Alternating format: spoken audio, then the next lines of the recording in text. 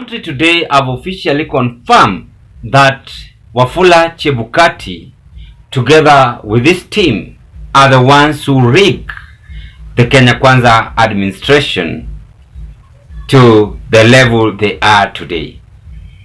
And according to the report we are getting, is that there are some signboards, gates of school which don't exist, and they have been now spotted, which was used on the 2022 August general election, and it is only being found in places like Baringo, and this school is called Kaption Secondary School, of which Kenyans are now believing that so many ghost schools are now emerging, and they were used to rig President Ruto into election 2022. And how is Wafula Chebukati doing? How is Wafula Chebukati doing outside there?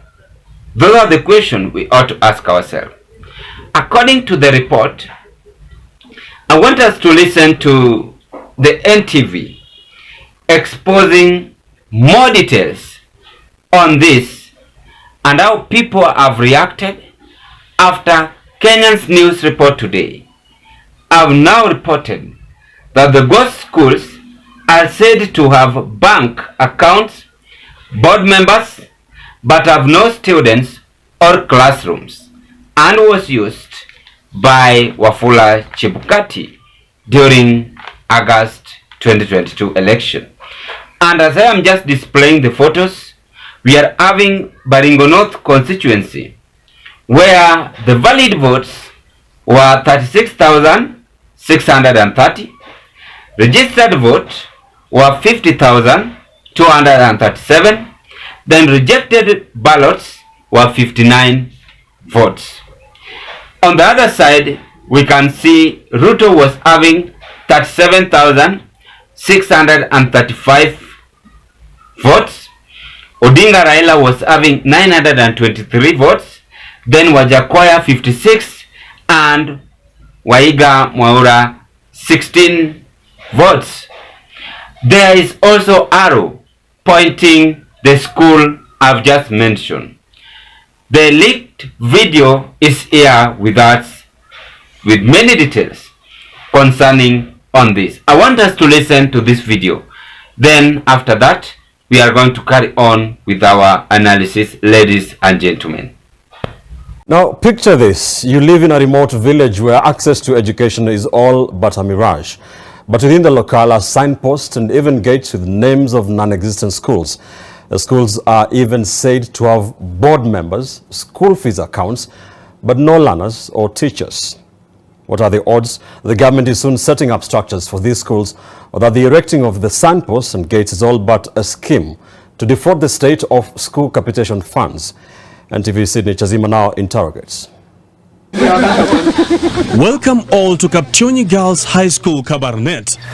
Allow us to give you a tour of our magnificent school, where we are strictly keen on climate change mitigation. Our school compound boasts a lush green view. Trees and bushes cover the entire compound, clearly giving away our secret to academic excellence. A green environment equals fresh air, and fresh air equals sharp and steady brains. And if that is not enough, our motto, sacrifice to excel, will outline our ambition. Now, I know you might be wondering why you are not seeing any of us students in class or any buildings that symbolize a classroom anywhere. Well, before we go any further, apologies. We didn't tell you in the first place that the school we are talking about is non-existent. It's a wish list. Kumbe ilikuwa ni wish tu kwamba kuwe na shule. Ile abracadabra bambo rambo boom boom shule iko hapo. Kisasa haiko. Well, as he says, the signposts, gates are all a hoax. Kapchonyi Girls has no students or classes or teachers. Similarly, here is Kampinyasi Secondary School, and as the name suggests, only the grass and trees mark the territory of the school. Hii ndio shule hii. Mpaka parapara. If you will be seeking admission, this is Simon, and he is glad to be your designated tour guide at Kampinyasi School. Ukiuliza tu wapi shule, unapata tu hii ni shamba ya shule. Hiyo tu. Kwa sababu kuna kitu ambayo inaonyeshwa hajawekwa kila kitu. To others, Kampinyasi Secondary is all but a figment of imagination, but not to Simon. Hiyo ni maendeleo ambayo inakuja. Hiyo inaonyesha hata mtu ambaye anapita anaona kuna secondary hapa. And as Simon finds it hard to hide his pregnant expectations, more school signposts are being erected. Ili tupata signpost kwa mshangao. Sawa. Baada ya kupata tarehe moja hapa, tukajiuliza. Mimi mwenyewe hata niliuliza chairman, mwenyekiti wa shule. Ile signpost iko pale, akasema mimi sijui, lakini nasikia ni mita 400 inatuhusu kweli, tueleze ofisi. This is a head teacher at Kasaka Primary. He tells us that one day he woke up to a new signpost of a non-existent secondary school 400 meters from his school. This signpost miraculously disappeared the moment they started questioning its origin. Tarehe 8 kufungua shule, mimi nilikuwa wa kwanza kufungua na watoto wawili. Haikukuwekwa hapa. Nikauliza nani amengoa hii signpost, akasema sisi hatujui. From these tales, I happen to have a little whisper of a secret to share. These signposts and school gates are allegedly a ploy to defraud the government of school capitation funds. Nasikia kuna mpaka sijui board member wako wapi? Wako hapa, board member ya shule gani? Wapi chokaa, wapi mwalimu? Nasikia mpaka wamefungua mpaka na majiviji account sijui viko kule KCB. The effort and meticulous planning that goes into erecting the signposts and gates gives away the entire plot. Kitambo mtu aweke gate hapa, aweke moto, aweke nini ile bana la shule, aseme Kaption Girls Secondary School. Bwana we, kuna mtu alitoa pesa akaziweka hapo zikachomwa. Kuna mtu ametoa pesa akafanyika hivyo. Hii ndio ifunguliwe kitu kama account hiyo, lazima kuna stakabadhi ziliwekwa. Huyu pengine kuna mtu atakagugushi pesa tu. Whether or not the schools are non-existent, to the locals, hope is what they hold on to dearly. That one day the bushes and trees will turn into classrooms.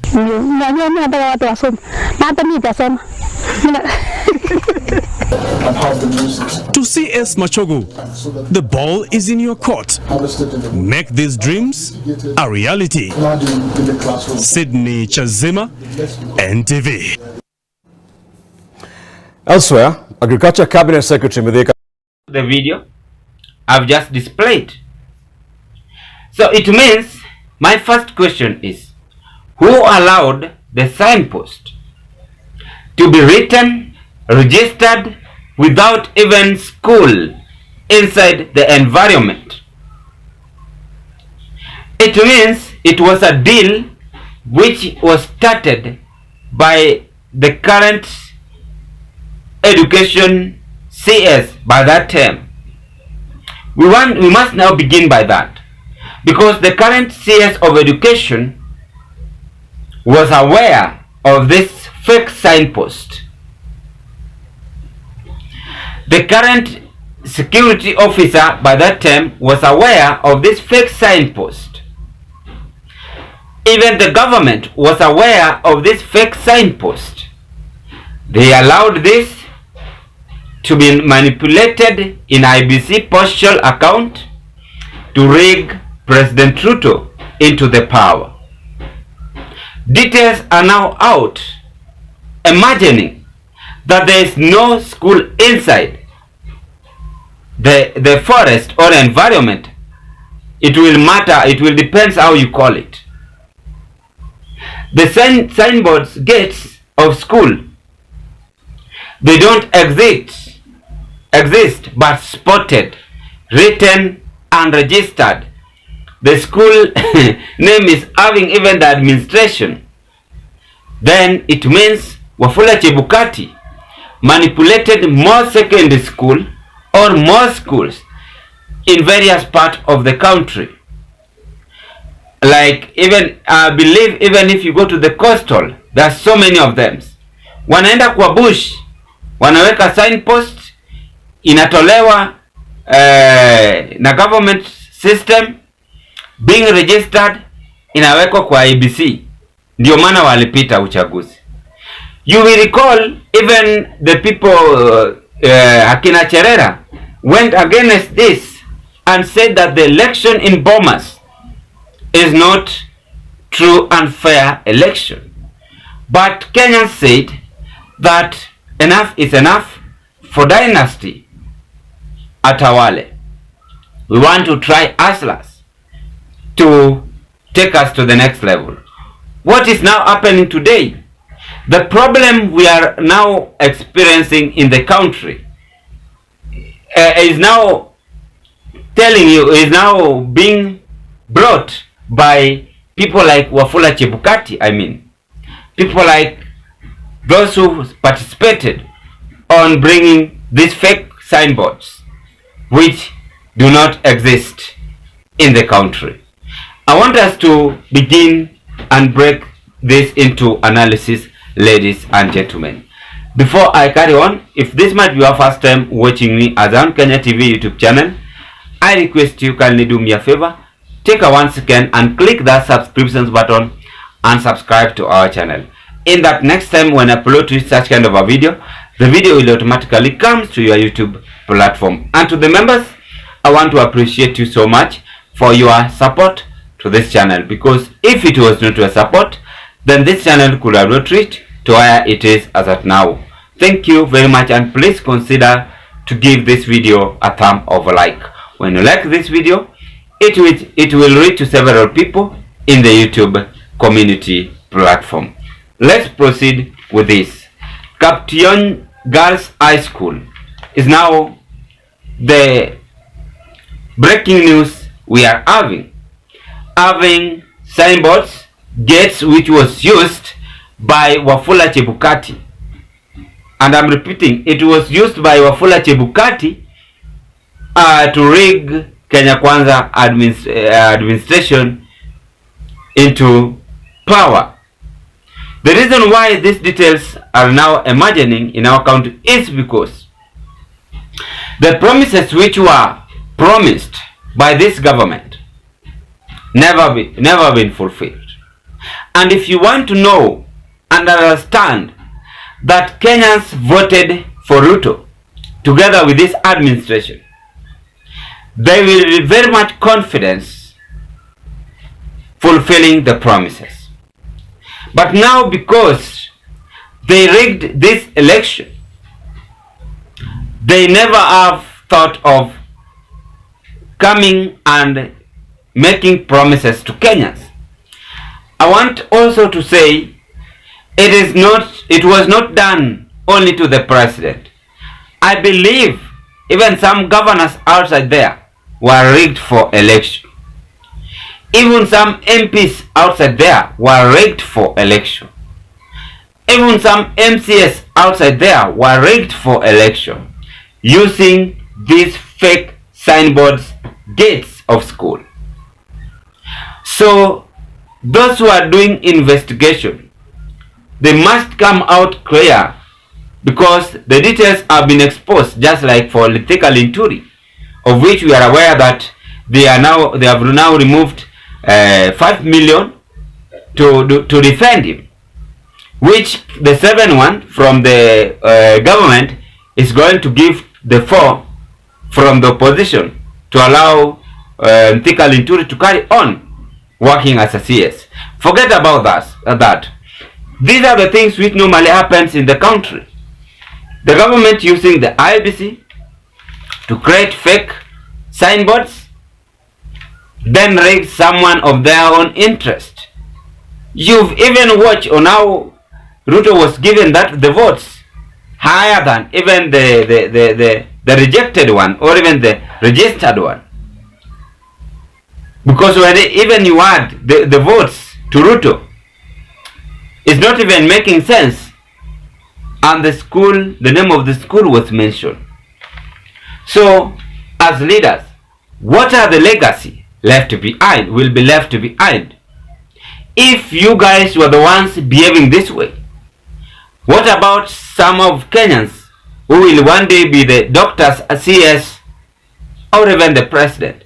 They will use the same procedure Wafula Chebukati used to rig the current government into the position.